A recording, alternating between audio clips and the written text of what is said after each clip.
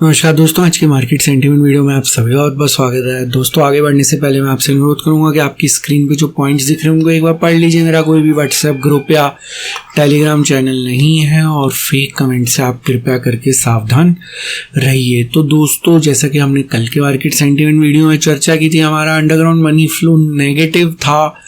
Market ने उसको respect किया और यहाँ पे मार्केट जो है फ्लैट जोन में क्लोज हुई।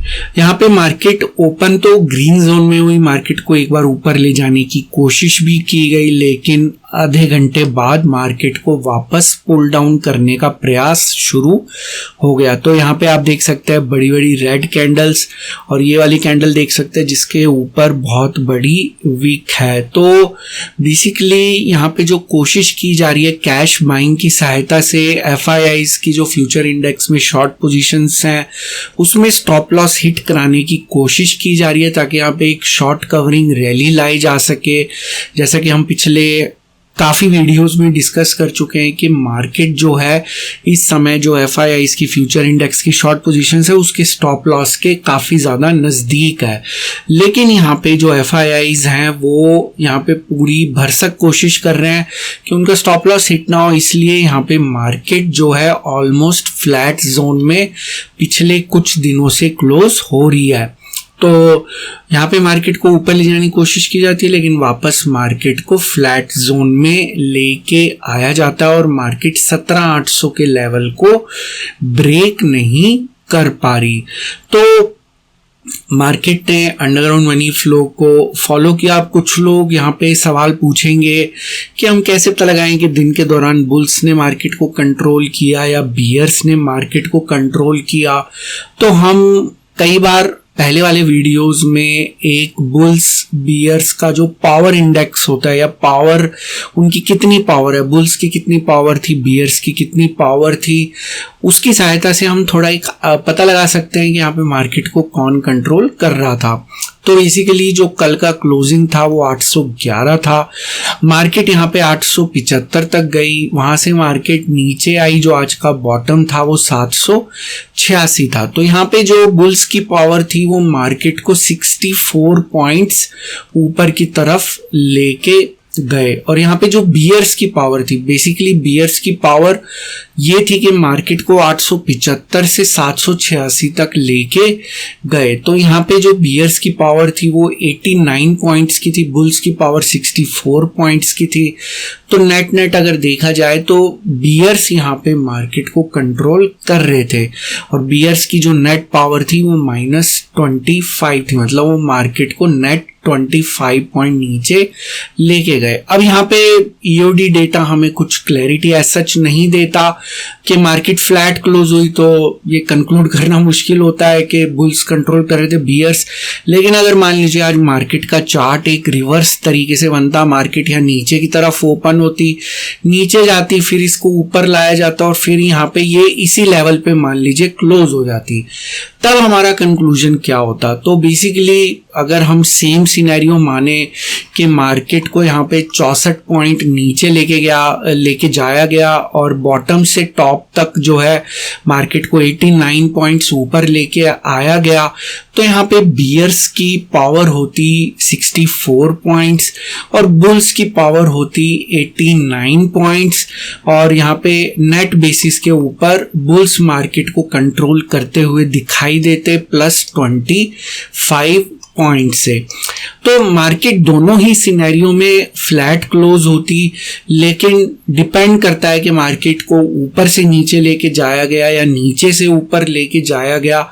उसके बेसिस के ऊपर अगर आप मनी फ्लो एनालिसिस नहीं करना चाहते या सिर्फ एक आप आइडिया लगाना चाहते हैं कि यहाँ पे मार्केट को कौन कंट्रोल कर रहा था, तो आप बुल्स और बियर्स की पावर का जो ये इंडेक्स है इसकी सहायता से पता लगा सकते हैं।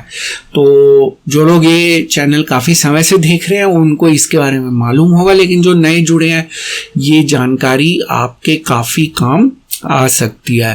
दोस्तों अगर हम कैश सेगमेंट में देखें तो आज कैश मार्केट को कंट्रोल करने की कोशिश कर रहा था। एफआईआईज डीआईआईज दोनों ही नेट बायर थे, लेकिन कोई बड़ा अमाउंट यहाँ पे देखने को नहीं मिला नेट बेसिस के ऊपर। इवन दो हमारी जो वॉल्यूम जो रेशो है, जो वैल्यू टू वॉल्यूम रेशो है, वो डिक्रीज हुई। इसका मतलब बड़े प्लेयर्स एक्टिव थे। कैश का मनी फ्लो पॉजिटिव था। D2C रेशो भी सजेस्ट कर रही है कि कैश मार्केट को कंट्रोल कर रहा था। और यहाँ पे जो हैवी वेट्स की सहायता से मार्केट को सपोर्ट किया गया, जिसके अंदर HDFC बैंक और रिलायंस शामिल है। अगर मार्केट को नीचे ले जाने वाले स्टॉक्स की बात की जाए तो उसमें कोई हैवी वेट एक्सेप्ट इन्फोसिस आपको दिखाई नहीं देगा। तो दोस्तों यहाँ पे जो ऑप्शंस का मनी फ्लो था वो न्यूट्रल था। जैसा कि हम जानते हैं कि वीकली एक्सपायरी के दिन अगली एक्सपायरी की पोजीशंस नहीं बनती हैं। मोस्टली एफआईआईज ये पोजीशंस जो हैं अगले दिन बनाते हैं, फ्राइडे को बनाते हैं।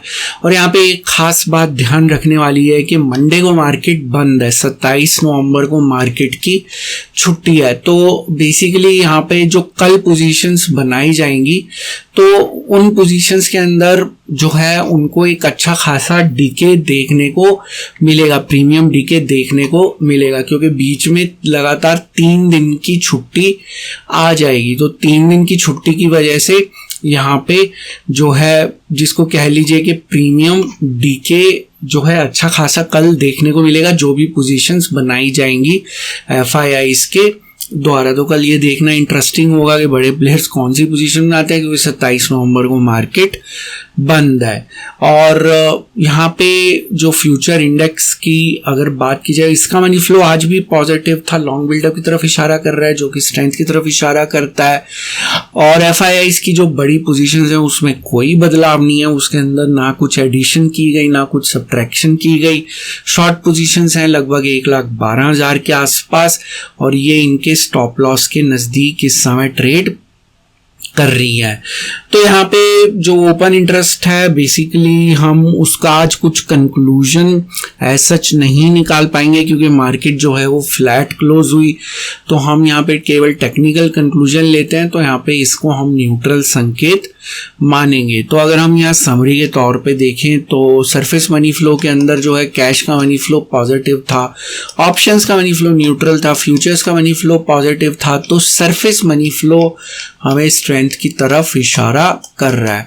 लेकिन अगर हम एफआईआईज की बात करें, कैश के अंदर जो है कोई एक्टिविटी नहीं, ऑप्शंस में कोई एक्टिविटी नहीं, जो उनका फ्यूचर्स है उसके अंदर 1,12,000 शॉर्ट पोजीशंस हैं। तो एफआईआईज का ओपिनियन अभी भी मार्केट के प्रति वीकनेस बायस का ही लग रहा है।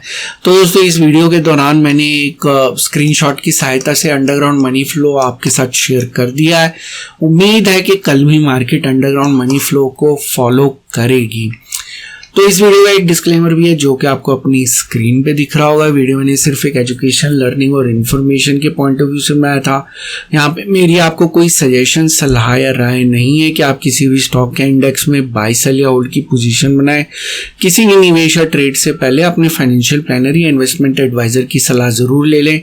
केवल उन्हीं की सलाह के ऊपर किस तरह की निवेश या ट्रेड का निर्णय ले। जो भी जानकारी मैंने आज के इस वीडियो में दी है सभी डेटा पॉइंट्स पे आधारित है। सभी डेटा पॉइंट्स पब्लिक डोमेन में अवेलेबल है, जिनको आप खुद जाके क्रॉस चेक, क्रॉस वेरीफाई कर सकते हैं। मेरे द्वारा दी गई जानकारी 100% गलत साबित हो सकती है, इसलिए मेरी दी गई किसी भी जानकारी के ऊपर किसी भी तरह का कोई भी निवेश या ट्रेड का निर्णय ना ले। तो दोस्तों आज का मार्केट सेंटीमेंट वीडियो देखने के लिए बहुत बहुत शुक्रिया। हम कल फिर मिलेंगे मार्केट सेंटीमेंट के नए वीडियो में, नई जानकारी के साथ, एक नई सीख के साथ, एक नई लर्निंग के साथ। तब तक आप अपना ध्यान रखें।